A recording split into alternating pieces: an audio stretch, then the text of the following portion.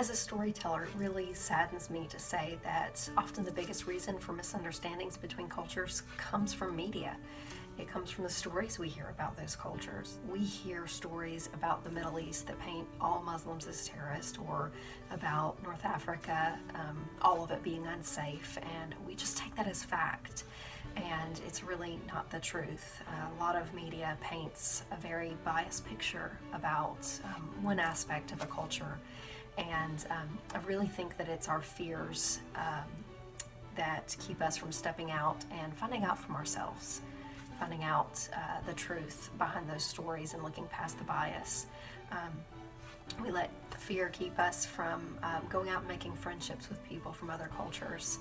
I think a really good first step is not just taking what we hear on the news or in movies to be truth, but looking into it ourselves by reading books by authors of a certain culture that we are afraid of or that we're interested in, digging into their history and finding out more about what makes them who they are, getting the story ourselves from the people themselves, and then just getting out into the community. There's a lot of things in your community. If there's any international kind of communities where you are, I know there's a mosque near us that hosts an interfaith dinner every Ramadan, and they love to have church groups and anybody willing to come and just learn more about their faith and who they are, and we love going to those dinners. It's just been a really sweet time of making friends every time we get to do that.